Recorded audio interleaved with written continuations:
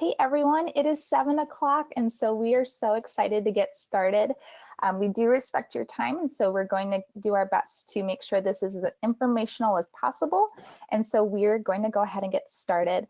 And Carly Long is the Gigi's Playhouse Nashville program coordinator, and she's going to share with us a little bit about Gigi's before we get started.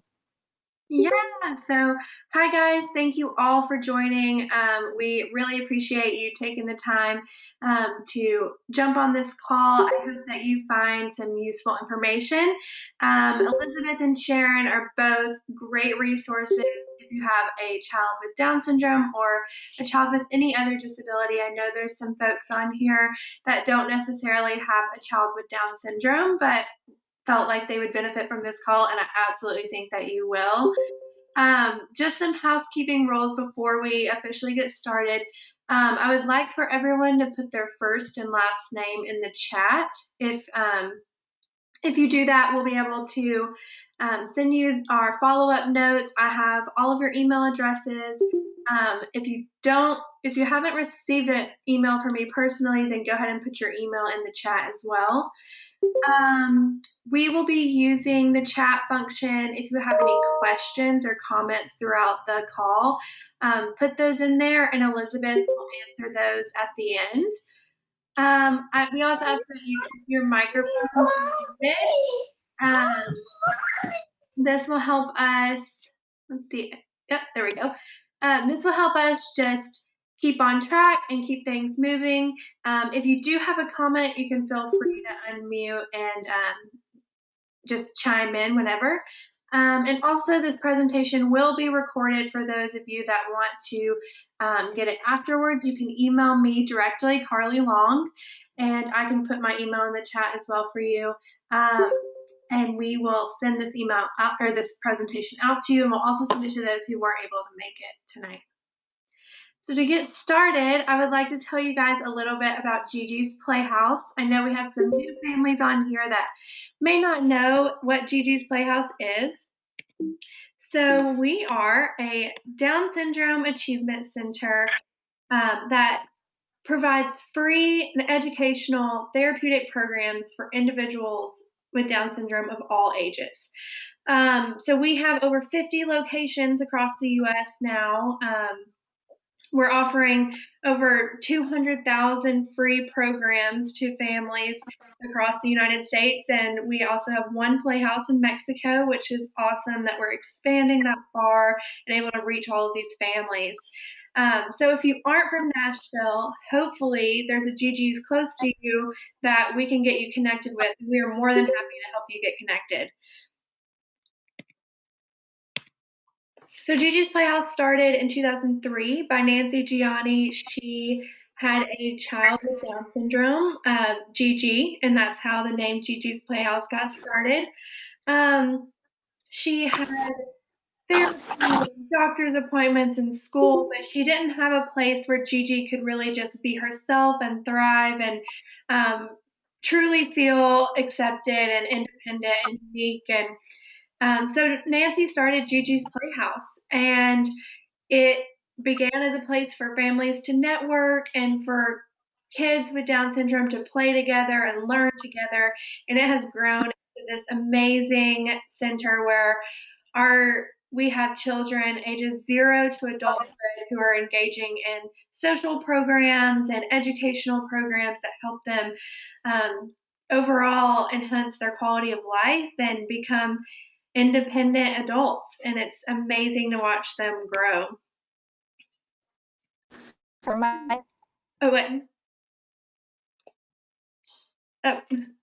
were you asking questions, Sharon?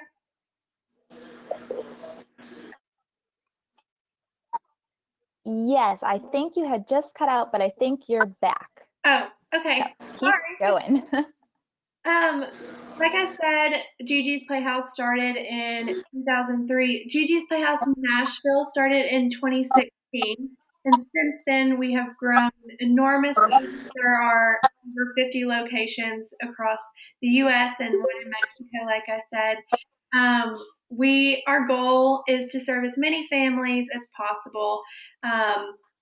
And it really would not happen without the work of our volunteers. We are completely volunteer-led.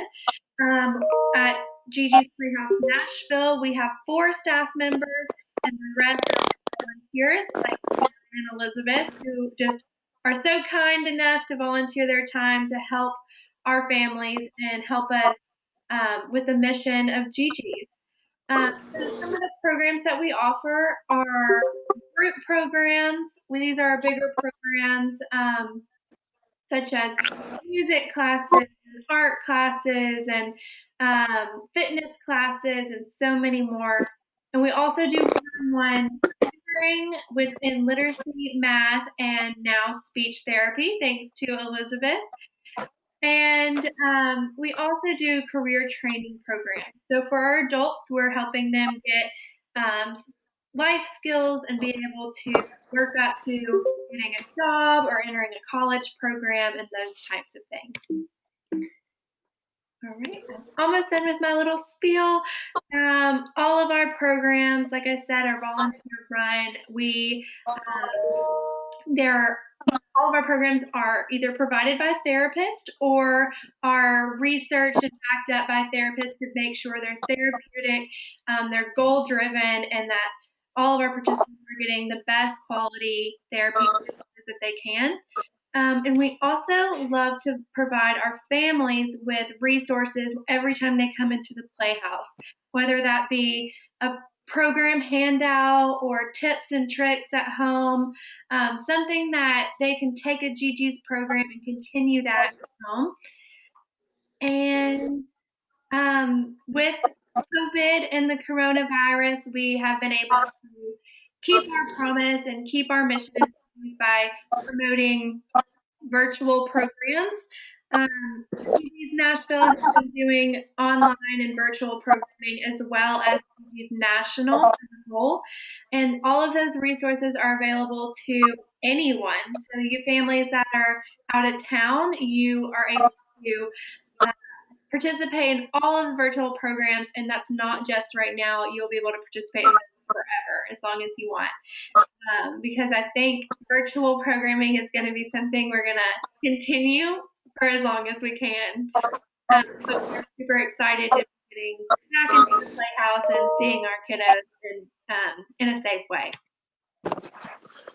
So I would just like to say to you, thank you for joining the Gigi's family, just being on this call. You're already a part, and we are so excited to give you resources and do as much as we can to help you. And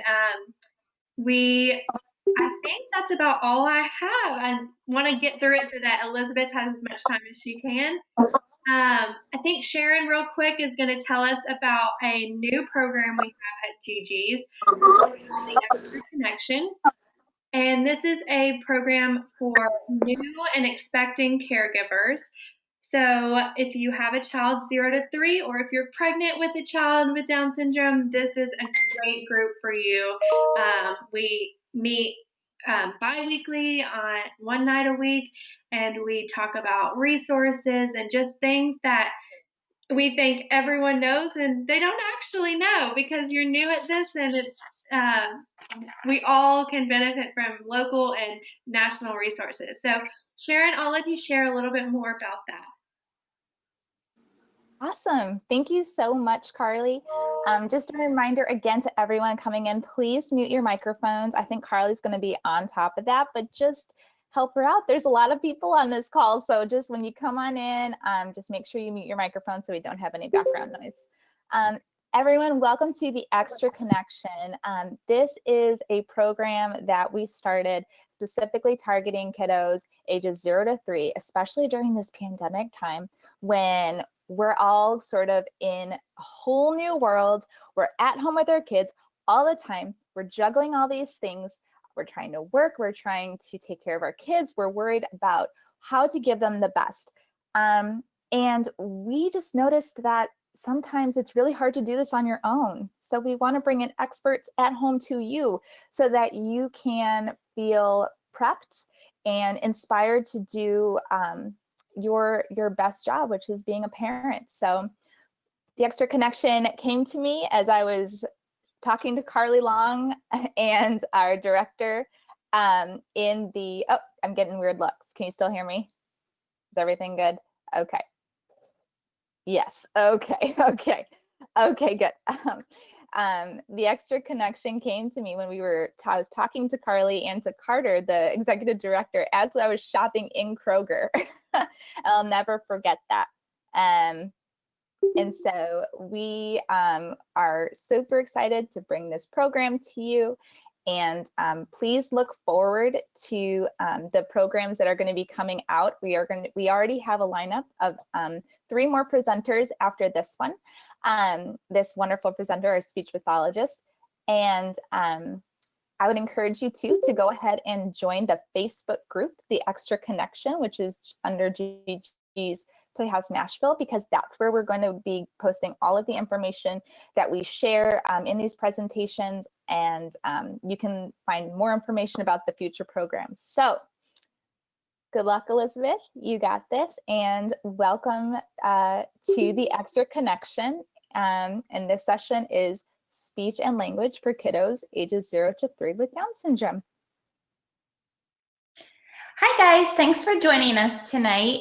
I just wanted to first, before we dive in, just give you a little bit of background information about myself. So I'm Elizabeth, I'm a pediatric speech and feeding therapist, and I've been working with the pediatric population for over 8 years. Within those 8 years, I've worked in a variety of settings, that being early intervention in the home, outpatient pediatric clinics, and then also preschool. And within that, I've worked with a variety of diagnoses as well. Currently, I have my own private practice where I focus on providing in-home and community-based therapy just to really empower the families and kind of equip you guys with the skills that you need to ensure that your child is able to reach their highest potential. So I'm excited to be here tonight, and hopefully you guys will learn something new. I'm not very tech savvy, so I do have a PowerPoint presentation here that I'm hoping I can show you guys while I present. Can anyone see the PowerPoint presentation? The kids are home by themselves, so I'm with the boys, so I don't know what you're doing, but let's get in the car and get back home. No, Elizabeth, I cannot. Okay. Let's see. Try to open up the PowerPoint. Oh, okay, yeah, that's fine. Please open the PowerPoint. Mute your microphones. Yeah. Is it open? Please mute your microphones. Thank you. Yep, there we go. We can see that. Okay, perfect. All right, I can't see myself or you guys, so just kind of holler if someone has a question or you need something, okay? Sounds good. So first, what I wanted to do tonight, guys, is just go over some milestones for you. Also, what I wanted to see is, and Carly, maybe you can help me with this, is can you guys just show me like what age your kiddos are? Are they itty bitty, like 0 to 12 months, in that 1 year to 2 year range, or more 2 to 3 year range, just so I kind of know what I'm targeting and what I'm talking to you guys about. So if you just want to type that in the comment box, and then Carly will just kind of give me a quick summary of some of the ages of your kiddos, that would be great. All right. It's looking like we have lots of 2 and 3 year olds. Okay. Some 12-month-year-olds, 26 Okay. months, 18 months. Okay, so All over the board. All over the place. All over. Okay, well, that's good to know. So what I want to start with is just kind of going through some speech milestones that both as parents and speech therapists and pediatricians would refer to, but I want to remind you that these are just a reference. You know, I don't want you to get stuck on, well, oh my gosh, he's this old and he's not doing this, because everyone truly does develop at their own pace. So this is, again, is just a reference. And we'll start, I have 2 columns, both with the expressive language, which is how they communicate. You know, that can be verbally, via sign language, via device, however they can get those wants and needs met. And then receptive language, which refers to how much they're understanding and comprehending. So starting with birth to 3 months, what we would expect to see and what we would be looking for is to making some of those cooing sounds, having a differentiating cry for different needs, and then starting to smile at people. Receptively, we want to ensure that they're startling to those loud noises, whether that be a vacuum cleaner or a dog barking in the house. Also quieting or smiling when someone's talking to them, and starting to recognize family members' voices. Receptively, this is important at that point because this will kind of ensure, yes, they may have passed a newborn hearing screening, but are we also sure there's not another underlying hearing impairment? So whether that be even if it's a mild hearing loss, we kind of just want to make sure they're meeting some of those receptive language skills. Going down 4 to 6 months, we would want to see them starting to make a little more sound. So some of that cooing and babbling. Typically, we hear some vowel sounds first, and then starting to pair some of those consonant and vowels. So like the pa, ba, ma. What we consider that is a lot of vocal exploration. So at this point, any of those sounds they're making is really great, and we want to praise them for that. We would also expect to see some giggling, some laughing, and just making different sounds, whether that be that they're happy or they're really upset by something. Any sounds are great sounds at this point. Receptively, tracking things, so moving eyes in directions of sounds, and then also noticing toys that make sounds, just starting to be more aware of their environment and things that are around them. And with this point, we would also just want to make sure, are they starting to track things? So if you're holding some toys at midline, can they kind of move to the left, move to the right? And with that, it's just going to help us identify if there is a visual deficit. 7 months to a year, again, naturally, we would just want to see more babbling, starting to pair more sounds together, using sounds and gestures to kind of get your attention, that being even pointing to some things, even moving their hands when they're excited. Gestures can be so many different things, even if it's eye gaze towards something, if you're kind of playing with a toy and they look at that toy when you're looking at it too, we would even be considered that part of the gesture. Also a big one, waving bye-bye or hi, starting to shake their head no, and then imitating different speech sounds. With language, so much of language is truly learned from imitation. So at this point, not only imitating different speech sounds, but also just imitating as a whole is so, so important. So whether that be they're clapping during songs to imitate gestures, if they're pretending to do things around the house like you're doing, any imitation is going to be so great. And then closer to 1 year is where we would want to see probably 1 to 2 words. If you go through textbook, they say, oh, they should be using so many more words, but realistically, I like to see for 1-year-old, we would expect them to have 1 to 2 words. And on that note, any approximation is something we would consider a word too. So we're not going to expect them to say everything perfectly at this point, but even if they're saying like ha for hi, that would be that's a word. Receptively, turning and looking in the direction of sounds, looking when you point to things, starting to recognize things around them, whether that be familiar family members or just preferred toy items, pets, siblings, and then also beginning to respond to simple words and phrases, just showing that they're really starting to understand the world around them and some of that language that's paired with the world around them. Moving on to 1 to 2 years, expressively, we would like to see them acquire more words at this time, and then using some of the consonants P, B, M, H, and W. Those are some of the consonants that they should acquire first. Again, every child's a little different, but those are what we consider bilabial sounds that we're going to make with our lips, the P, B, M, and those are typically some of the easier first sounds that we hear. Starting to name some pictures and books, asking, this is closer to 2 years, asking some WH questions, and then again, closer to 2 years, starting to put some 2 words together. And I'll kind of talk about this later, but I was going to even say, like, even if they're signing things, starting to sign 2 words together is perfect as well. Receptively, able to identify a few body parts, following some basic one-step directions, again, things that are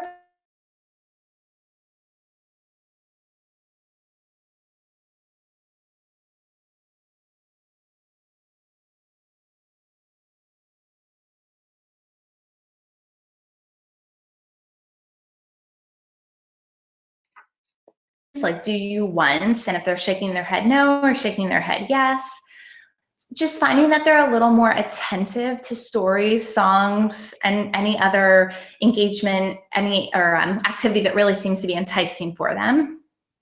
And then getting down to 2 to 3 years, we would expect them to have some words that they use for familiar people. So again, those family members, pets, preferred toys, preferred food items, anything that's really meaningful to them. Talking about things that are not in the room, talking during pretend play. So while they're playing, just hearing more of that vocal exploration, having them use some words spontaneously on their own, using some prepositional words like in, on, and under, asking why, putting 3 words together. And then also by 3, we would expect their speech to be pretty intelligible. But this is a great point to bring up, especially for the population of Down syndrome, because with those kiddos, we know that muscle tone is challenging for them. A lot of the kiddos have low muscle tone, and with that, what happens is it's hard for them to produce some of those sounds. And then when they're having a difficult time meeting some of those sound milestones, their overall speech intelligibility would just be a little lower. So that being, you know, both familiar, so family members, and unfamiliar communication partners probably are going to have a little more difficult time understanding them. And that's personally what I see. I work a lot on with my kiddos with Down syndrome, just to kind of improve that intelligibility. Elizabeth, we had a quick question. Sure. Are these speech milestones for typical, for students or for children who are neurotypical, or is this milestones for children with Down syndrome? So these are milestones for typically developing children, because what we typically do is, you know, when we bring a child in and we're going to do an assessment, we do an assessment based on any diagnosis that they have. And that's what we're going to kind of look at and base our treatment plan on. So these specific milestones are on your typically neurodeveloping child. Does that make sense? Okay, and so then receptively, pointing to some body parts, following some one-step directions, understanding some opposite words, and following 2-step directions. And so again, I know a lot of you are probably thinking, oh my gosh, like these are some pretty advanced skills, but this is when we have a new kiddo, we are going to assess them using a standardized assessment based on any diagnosis. What we'll kind of do is see what are the areas of deficits, find that gap, and then what we would do is create a treatment plan based on where your child is and how we can get them to those age-appropriate milestones. Okay, so that's the milestones, but now what I want to do is kind of go through some strategies for you guys. I know I'm a new mom to a 13-month-old too, so I know it's hard. You know, you're so busy as it is trying to feed the baby, get the baby to sleep, and there's a lot going on, but it is so, so important to use some of these strategies to help elicit speech even as an infant. So some of these strategies that I have on here are hopefully quick, simple things that you guys can use in your everyday routines to really help promote some of that vocalization, increase their vocabulary, and do some skills to enhance their speech. So starting with the little itty bitties, it doesn't seem like there's too many, but I'll just go over these just in case. But any engagement with your baby at this point is great. So whether that be you're doing a chore around the home, even if you have the baby there and you're kind of talking through the task, or just saying, you know, oh, mommy's gonna clean the dishes and then we're gonna play, just narrating your day is gonna be great. Any engagement, kind of keeping them up with you, is gonna be really good for them. Praising any eye contact and any social engagement, laughing and smiling, and reciprocating that. So, you know, if they're looking at you, giving them that immediate attention back and really praising them for that, because we want them to learn interacting with us is great and having that communication intent. They want to be with us, they want to interact with us, they want to talk with us. Modeling silly gestures. So like I mentioned earlier, language is formed from imitation. So kind of getting that imitation skill from the beginning is so, so important. So whether that be modeling silly gestures and trying to have them imitate it back, you know, silly faces, looking in the mirror, waving in the mirror, blowing raspberries, playing peekaboo with a book or a blanket, gestures with song, anything, pretending to stir the spoon, feed the teddy bear. Those are going to be great things to model so that your child starts to imitate those skills, and then in turn, they'll imitate the language down the road as well. Imitating and reciprocating any vocalization. So I kind of talked about this a little earlier, but you know, as a speech therapist, any vocalizations that a child makes, we want to praise. So, you know, even if they're 3 and they're for the most part nonverbal, and they're trying to communicate with you, and even if they say like buh, buh, buh for ball, or even if they're signing ball, that is great communication intent. So they're trying to tell us something, they want to communicate with us. We really want to praise that, you know, give them that response back, oh, you want ball, and reciprocate what they're doing, but then also give them the word for that. So they're recognizing, okay, this is good and I want to keep doing this. Receptively, on the other hand, acknowledging any sounds that they may hear and that they talk to. So again, this can be from itty bitties or also closer to your 3-year-old. If they're hearing noises, if you're outside at the park and you hear the airplane go by, acknowledging like, oh, look, there's the airplane in the sky. I hear that, that's loud. Or, oh, daddy's coming home from work, that's the puppy barking. Because again, you're just narrating throughout the day for them. So they're kind of pairing all those concepts and all that language with everything that they're seeing. I'm sure you guys all know how important reading books is to the kiddos, but in activities specifically for some of those older kiddos, so maybe they only have some verbal approximations or only some one-word phrases, reading books that they're familiar with and have repetitive phrases, so brown bear, what do you see? Kind of reading those so they know what to expect and they can kind of predict what's coming next is really helpful for them, so that way they can participate with you guys and be an active learner in that session. So for example, you know, you could do brown bear, what do you, and then kind of waiting and pausing and trying to have them say something, any verbalization, any vocalization, any sign as well would be great. Or if they have a device, having them use that device during the reading activity as well. Similarly, for singing the songs, we would want to do that as well. Again, using songs that they know, using all the gestures with the song, so the itsy bitsy spider, having them participate in that sense, but also leaving out blanks and pauses and letting them try to fill in that blank too. Again, it's a fun activity. They don't really feel like they're working on their speech, but it's just a nice way to work on them communicating and using those words and building that vocabulary. Again, I mentioned this before, but narrating your daily activities is so, so important. You would be surprised how much the kiddos are taking in and how much they're really comprehending and understanding throughout your daily tasks. You know, we're all so routine oriented, and so, you know, they pick up on things, we're picking up on things, and naturally you're going to be in those routines for your daily activities. So things that you're constantly doing, like, oh, we have to go to the grocery store, we're going to put the bags in the car, we have to bring the food, and constantly narrating that for them is going to be perfect. And there's controversy on this, but in terms of research, it shows both are effective, whether, you know, if your child's nonverbal and you're just modeling 2-word phrases, that's okay, or if you're using complete sentences, that's okay too. So kind of do whatever you feel like is most natural and kind of best for you, or if you have an older sibling, and you want to model the more advanced language for them, to do that, whatever is fine, just as long as you're giving them that language throughout the day.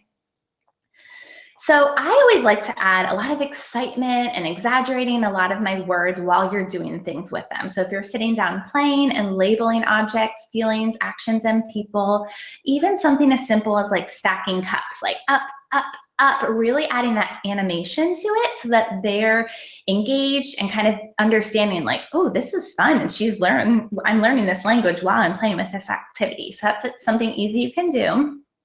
We're going to go to the next slide. Some fun words. So what we typically find, what comes first are a lot of environmental words, and then also words like, oh no, oops, we, uh-oh, things that again are a little more exciting. Like, what child really wants to say please or thank you all the time, but more things that they're doing and they're fun, and you know, you drop something and the tower crashes, to be like, oh no, and really pairing that again with those exaggerations. That's when the kids think it's hilarious and then they want to try to do it. So incorporating those words as much as you can. Pairing sign language with any single words. I know there was a question earlier about using sign language, and that is a great question because I get that asked a lot from my families. And again, I think it probably depends on the clinician that you talk to, but I always use a total communication approach, being that whatever modality is going to be easiest for the patient, that's what we kind of want to gravitate towards. We kind of want to give them all the options on the table. Like, we can use ball, we can verbally say ball, we can use ball on your talker, giving them all the options.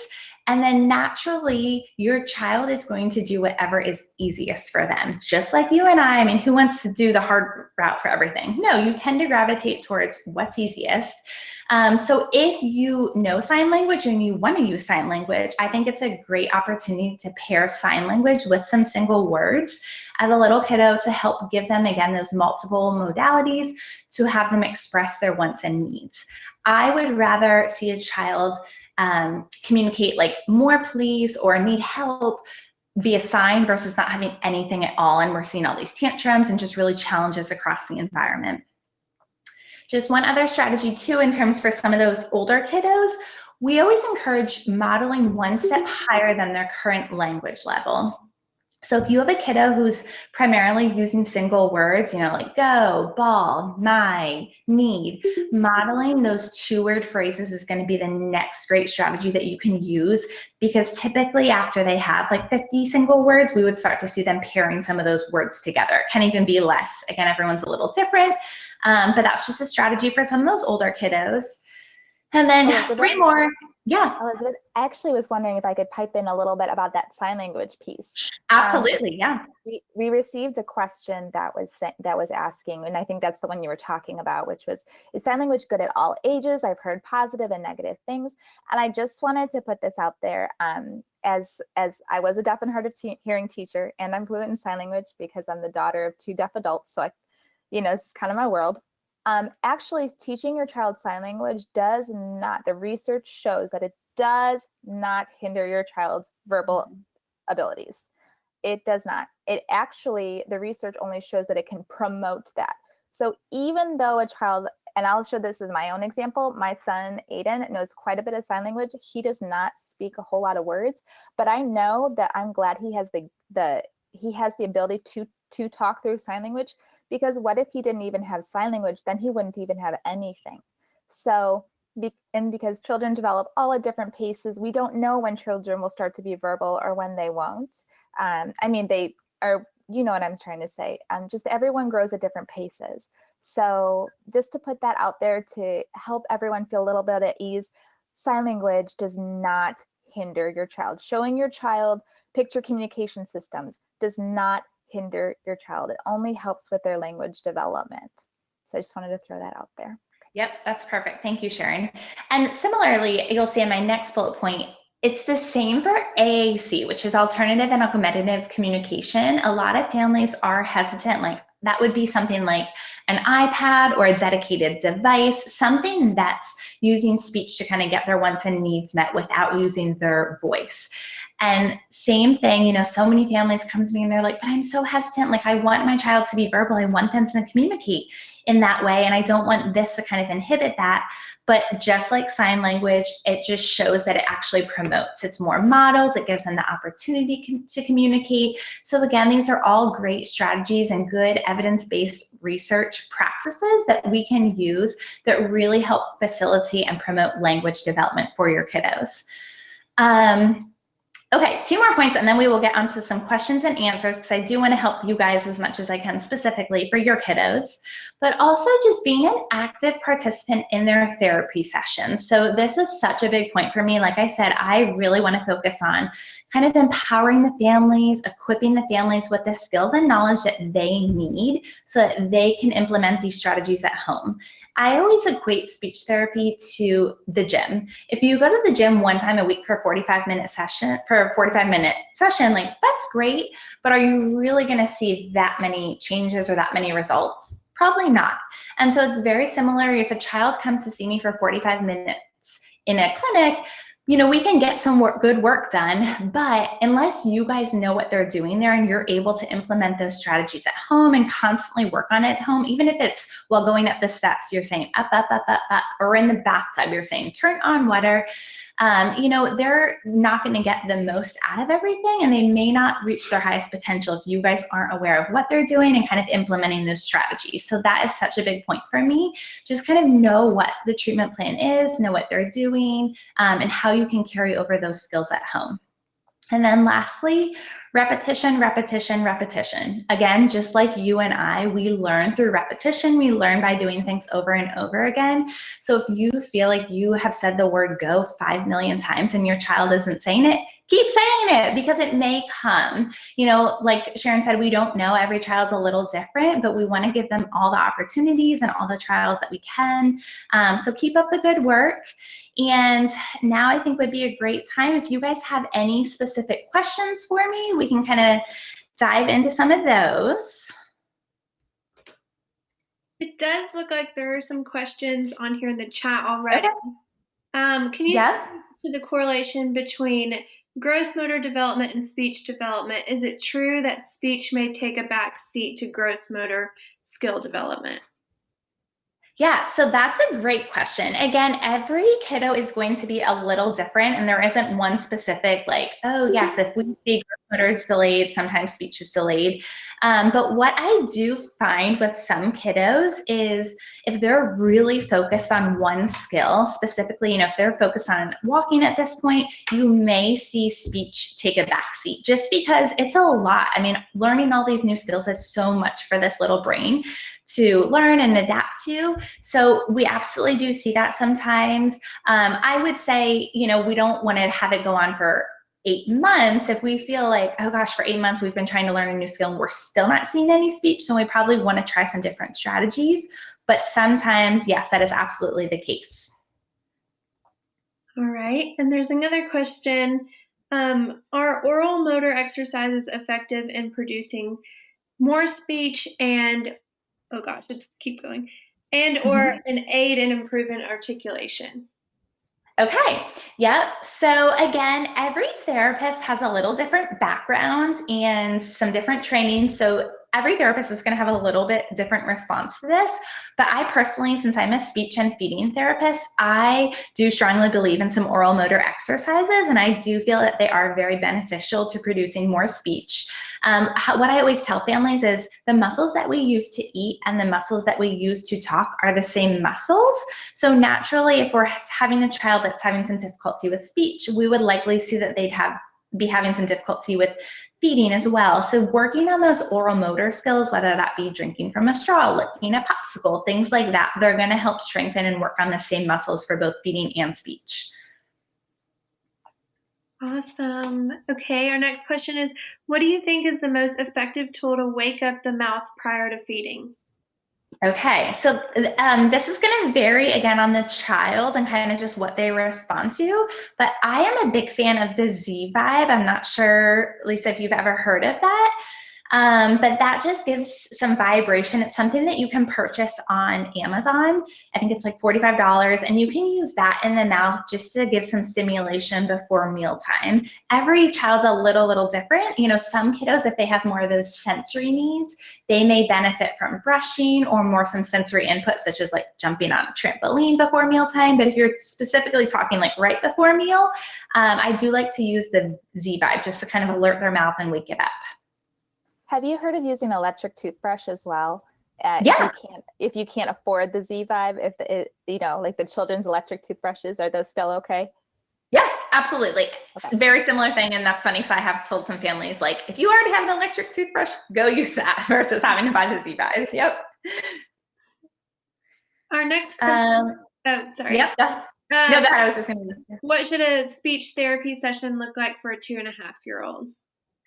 Okay, so this one's a little hard for me to answer just because I don't know exactly what your child looks like. It really is just going to depend on kind of how your child is presenting and how your child is functioning at this point.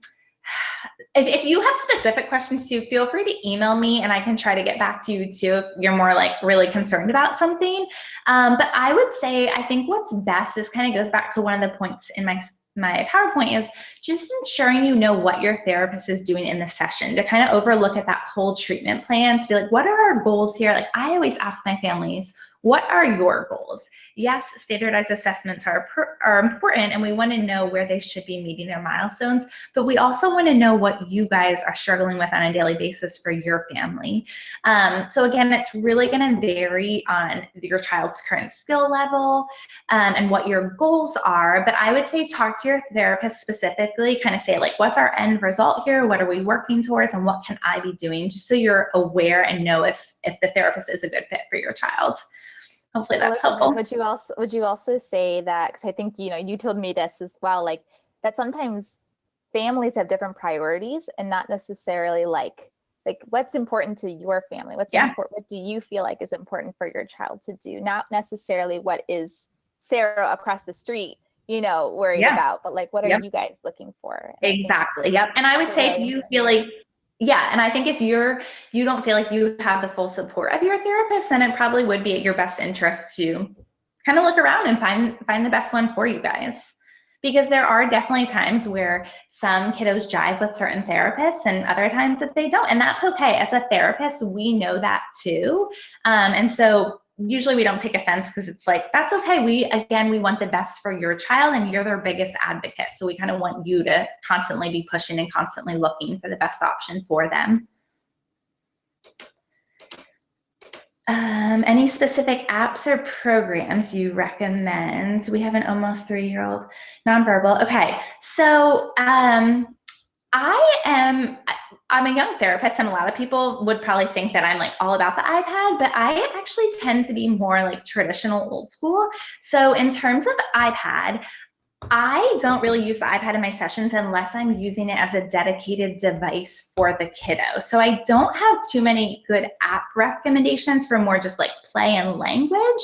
Instead, I actually recommend a lot of very basic toys that are going to encourage the child to demonstrate more of those like pretend play skills, the social engagement skills, things like that you can just get a lot more out of versus them sitting on an iPad and playing something on there. That's not to say that there aren't some good apps there that help promote language, but I just am not familiar with those. But if you're talking about more of a dedicated device, more of a language app on the iPad, one that I really love is LAMP. It's called Language Acquisition Through Motor Planning. Every app is going to have some benefits. Again, it kind of depends on your goals for the child, their current level, but LAMP is a really great research-based app that helps promote language, and it kind of grows with the child as well. But some other reasonable ones are Touch Chat. I'm not a huge fan of Proloquo to Go, which some of you guys may use, and that's okay. But I would say Touch Chat, LAMP are two really, really great ones. And this is my vote for Snap Plus Core as well. Yes. That's a good one. Yes, thank you, Sharon. That's a good one too. Also, what I wanted to tell you is October was Aac Awareness Month, and so at that point, all the language apps are 50% off, and also in May when it's Better Speech and Hearing Month. So I always tell my families, if you're looking to purchase something and you can wait till one of those months, that would be great. But on Aac, I could go on and on about this for days because this is kind of one of my areas of specialty.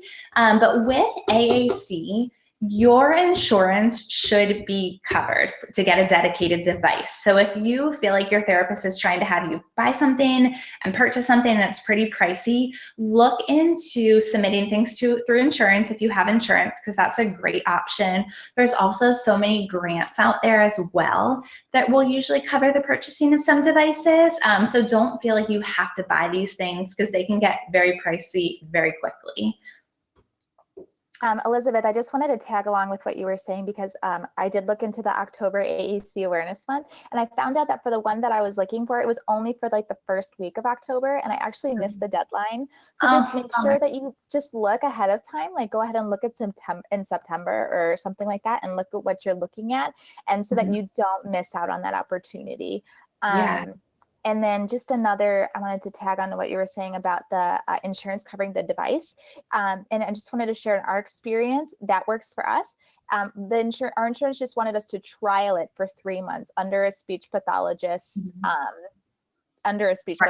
So, right. So just to give you guys an idea that speech devices are usually pretty expensive. And so insurance doesn't usually just kind of dole them out. They want you to do some kind of prep ahead of time to be prepared for that.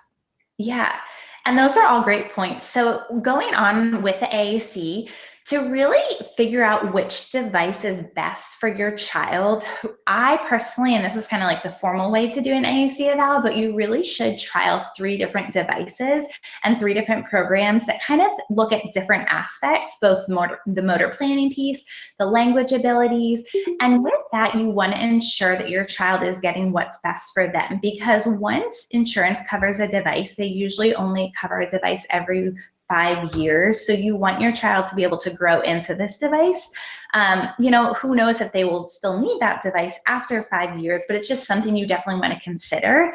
And I think too, speaking with your speech therapist and kind of getting their input is so, so important. I have one family that just purchased a device on their own for Aac Awareness Month, and it was kind of like, whoa, you know, work with your team members, talk to their special education teacher, their family, kind of collaborate on everything so you're seeing the whole picture and truly finding what's going to be the best modality for them.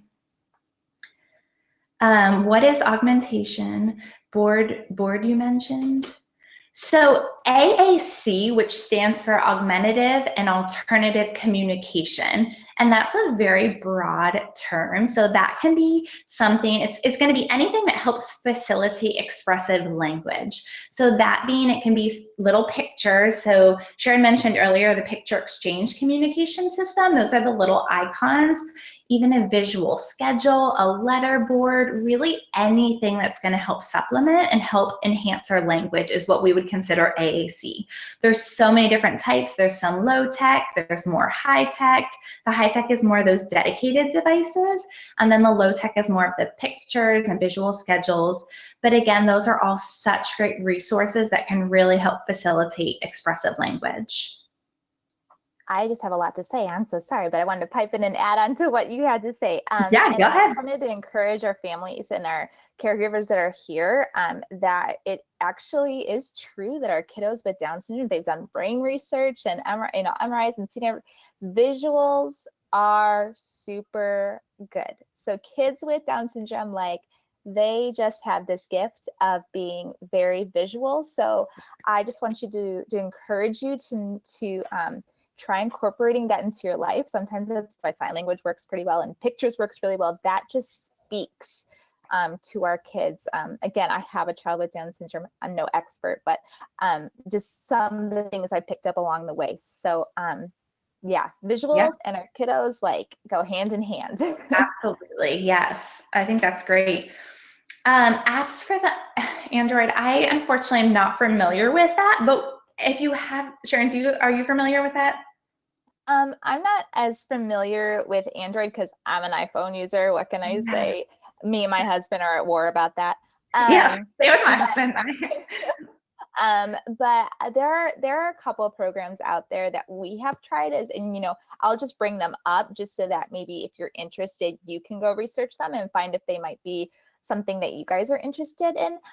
We've worked with Gemini, I believe it's Gemini Systems, but Gemini is a program that focuses on the on basically communication in more of like an ABA kind of format. And it is a program that you can run on your iPad, that you can run on your computer. That's that's the word I'm looking for. Discrete trial. It works through discrete trials. And so it's very much pairing visual with the word. And it's very repetitive, and that goes to your point, which is the point of, you know, that repetition is huge. Personally, we found that it wasn't a great fit for us, but I have heard testimonials from a lot of other families that it worked really well. So that might be something to consider adding to, you know, looking into. I know they also do scholarships, so don't hesitate to touch base with the company and let them know if it's, you know, a little bit out of your price range. That's something that we did. I know, you know, I think there are some different apps out there that are more like games, but if you think about them in terms of speech and you can elicit this like sounds, that can be very helpful. Like, for instance, a speech pathologist we used to work with, she recommended Peekaboo Barn. And so I'm not sure if you've heard of that one, Elizabeth, but yeah, I have. you know, so when we're talking about working on those, you know, those sounds and things like that, we'll work on, you know, when the cow says moo, oh, the cow, moo. So as opposed to looking for apps that in the description say, this is a speech app, you might want to kind of think a little bit more flexibly and a little bit more creative and go, okay, so this is a game, and how are we going to turn this into something speech related? And I think that's what you got to think about, not only with apps, but all throughout your day, like you were saying, like when you're in the bathtub, oh, bubbles, let's say, you know, and all of those kinds of examples are things like that you've recommended and that other speech pathologists have recommended. So sorry, I'm not an Android lady, but you know, I hope that helps a little bit. Yes, hopefully. I would think there's probably an app store similar to the iPhone, so I bet if you type something in there as well, you'd probably get some options, and then I would just do your research before selecting anything, or again, reach out to your speech therapist. But yeah, hopefully, I'm sure they have something for those phones as well. Okay, what age do you suggest beginning speech therapy? So that is a great question. I originally started practicing in Pennsylvania, and at that point I was doing early intervention in the home, and I was in some kiddos' homes at like 10 months, so very early, which I think is great. I think early intervention is there for a reason. The earlier the better, I personally feel, because I think if we can close that gap earlier on versus getting to kindergarten or first grade and trying to close that gap, you know, it's why not? Why would you not want to close that gap sooner and kind of start and get ahead on everything? However, I personally have experience in Tennessee. I think it all depends. If you're going through TEIS, I think it all depends on who your service coordinator is. I have personally worked with some families where the service coordinator will not allow them to come for a speech evaluation until closer to 22 or 24 months. And I think at that point, I mean, your child is almost 2, and there's maybe a lot of skills that they're trying to work towards.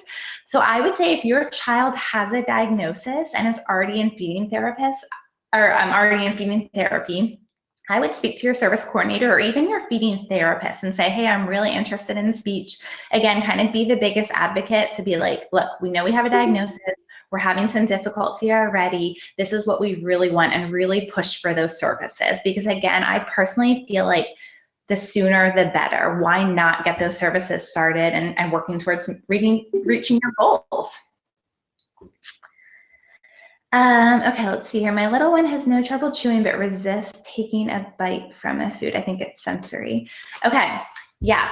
So that is probably very possible, especially if you find it's with certain foods, or it could be like, are they more overstuffing? So it's 2 different approaches. So if it is more sensory, what we do find is kiddos have very limited diets, but resist taking a bite. So, okay, Lisa, with this one, can you just give me a little bit more information if it's more if you feel like... Sure.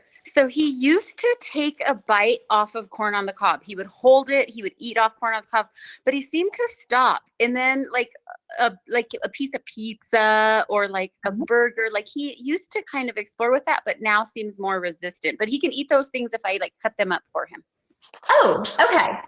So it could still be sensory, but it almost makes me think it may be more oral motor, just because if he's willing to eat those foods, what we see with a lot of our sensory friends is they have a very limited diet and they're not willing to eat different foods. But if he's eating like hamburgers and corn on the cob and pizza, that seems pretty good. What you may want to do sometimes, if a kid finds that it's challenging to take those bites from a corn on the cob, is that they kind of refuse. Again, if things are challenging, they're like, nope, just not going to do it. So if you cut it in bites, he or she may be like, oh, it's just easier to take a bite and eat it that way. So what you may want to do is alternate, like, hey, you're going to take a bite this time. Next time, mommy's going to give you a bite. And I would try to introduce that and see. You may also want to go back and just do some basic oral motor. I always promote like biting on the side, because naturally if they're going to take a bite on the side, it's already on their teeth and all they have to do is munch up and down, versus if you're taking a bite in the front, They have to form that bolus and then transfer it to the side. I always use like veggie straws. Those are a great one because they're naturally going to melt in the mouth. But just to kind of work on some of those basic biting skills again, and then see if we can generalize that to more of those challenging foods. Because corn on the cob, pizza, and hamburger are definitely foods that I would consider more of an advanced texture. So more challenging, they just require a little more work. But try that. Okay, our next question is, my 3-year-old daughter is one who will not stop babbling, but only says a couple words and more signs. Any tips on getting her to move from babbling to words? Her brother has ADHD and is a constant talker, and that might influence her. Absolutely. Yep. I would say really focus on a lot of those single words, because if she's babbling, again, that vocal exploration is so, so good. And we really want to praise that. But I would give her a lot of single words that you're using consistently throughout your routines. That way she's hearing it constantly and has multiple opportunities to try. You can also start with some of those basic sounds like pop for bubble. And even if she's trying to do like she doesn't have to be trying to say the whole word. So even if it's part of the consonant or part of the vowel, bringing it up again, any of those verbal approximations are going to be really, really good opportunities for her. Also using some of those fun words like, oh no, oops, uh-oh. She may tend to gravitate towards some of those first, so I would try to incorporate those. And then I also mentioned using a lot of those environmental noises. We do find that kiddos pick up on those first, like farm animals, siren noises, just a lot of play noises. So I would encourage you to model those throughout too. You could even use brother, I think it was brother, you said, yeah, brother, as a motivator, and kind of have him model some of it and have him playing, just so that she's constantly getting bombarded with those models. This next question is a question for you, Carly. Does speech therapy, is it offered at all of our Gigi's Playhouse locations? Do they provide an evaluation for AAC? Yes, so it is not offered at all of the locations. This is our speech therapy program. It's called the Amina Gray Speech and Language Program. It is a new program to Gigi's nationally. We are one of fewer than 10 locations that are offering it. And we are only offering 3 slots this fall as we're getting started with the program. As of now, it does not provide an evaluation for AAC. I'm not sure if it will, just because this is a free program. Our speech therapists are volunteers for this program. The documentation process is a little bit different. But yeah. Okay, our next question is, at what age would you recommend trying an AAC device? Yeah, these are all great questions, guys. I'm so impressed. So like we said, same with sign language. It does not hurt to start it early. I mean, I've used it with some of my kiddos who are 12 months old, and that's not to say when I'm using it with these patients, that's not saying, oh, this child isn't going to be verbal, but again, I'm using it to help facilitate their current language. I'm helping them, especially if receptively we feel like they're fully understanding everything and they have things that they want to get out. I think the sooner the better, because it gives them some modality to get those wants and needs met, and just, again, build that communication intent, having them engage, especially, we know with the Down syndrome population, those kiddos love that engagement and they want to engage with everyone. So giving them any opportunity to communicate with others is going to be so helpful. So really, I don't think there is an age that's too young. I would say earlier, the better. Thank you for mentioning those autism, or the AAC apps will go on sale in April for Autism Awareness Month. So thank you so much. Yes, perfect. Thank you. Our therapist continues to be focused on eating for our 1-year-old. She does really well, but I feel like we need to work on methods from sounds and forming words. Is there anything you might think about that? What are usual to put on part of therapy, but not as much on another? Okay, so we're using some signs. Is it usual to push one part of therapy, but not as much as another? So yes, I would say I do see that, but when I see that, that is more so when I feel like the therapist is working towards her goals and not the family's goals. So at that point, I would really encourage you to have a discussion with your therapist and just, say like, hey, I see that we're really working on feeding, and yes, this is a concern, and yes, we're making great progress, but like our family goal right now is to really focus on speech.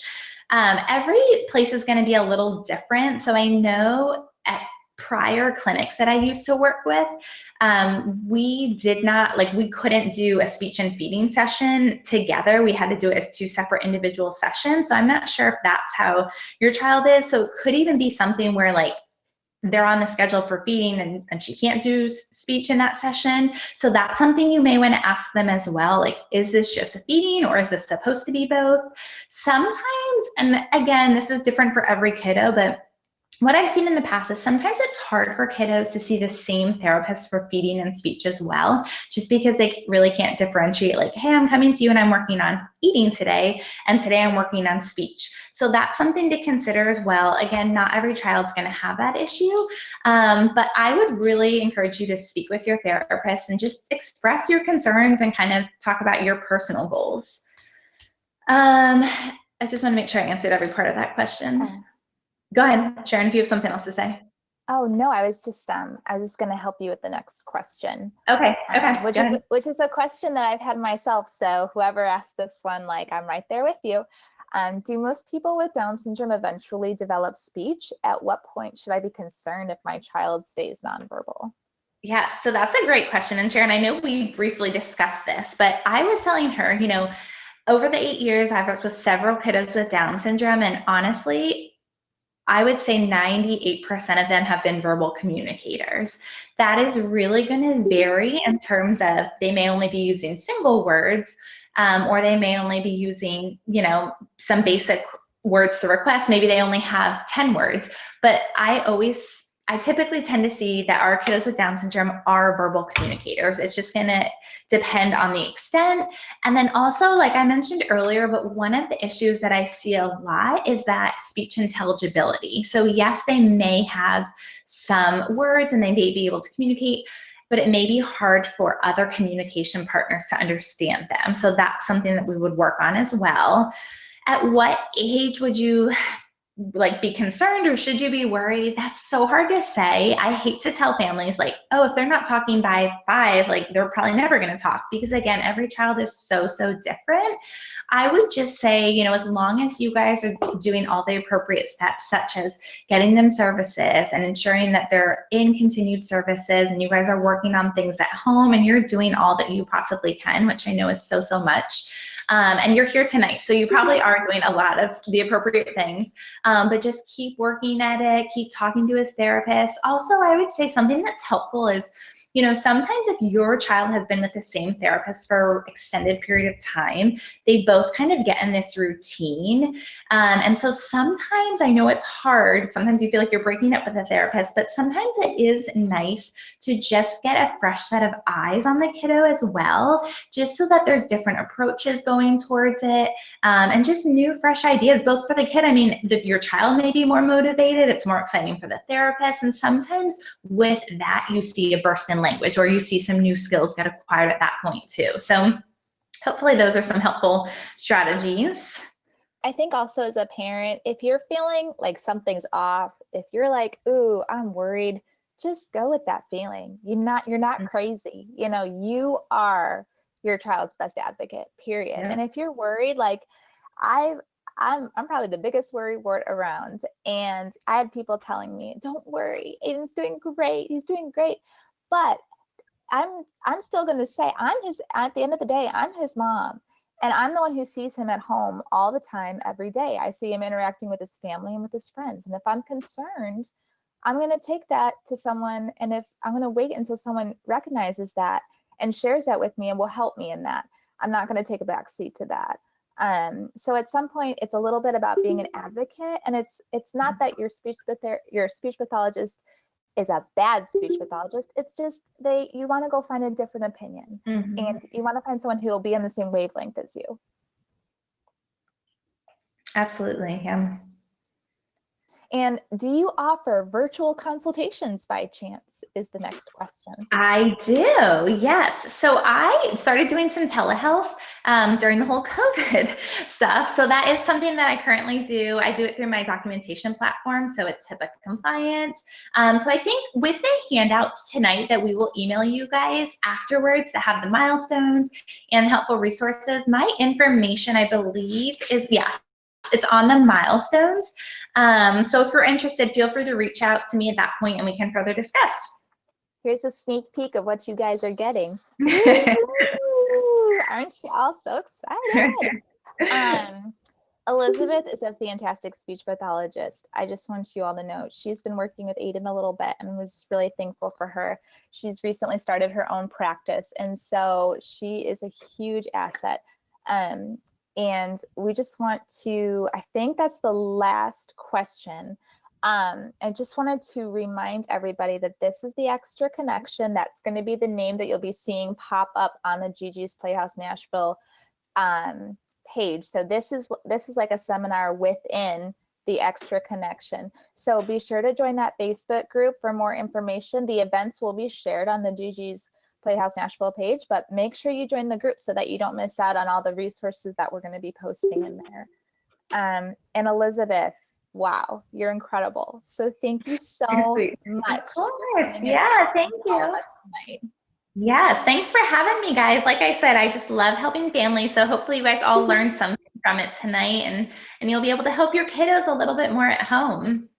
And if families want to ask you questions, you said that they could email you at elizabeth.sestini@gmail.com. Yep. Okay, and we'll put that in the Facebook group as well, but it's on your handouts too. Yep. So, perfect. Great. Carly, is there anything else I'm missing? I don't think so. I will send everyone the handouts after this. And if you want a recording of this, you can just send me an email and I can send that to you. But this was great, Elizabeth and Sharon both. Thank you so much. This is really awesome. All right, guys, take care and look forward to our next session. All these people who are leaving are missing out on what the next session is going to be. Hang on. Our next session is going to be with Dr. Molly Hood, pediatrician. So be excited for that, and we'll be sharing the details soon. So way to go, everybody. Good job staying. No, I'm just kidding. All right, y'all, have a good night. Thank you so much, ladies. Thanks. Bye. Bye.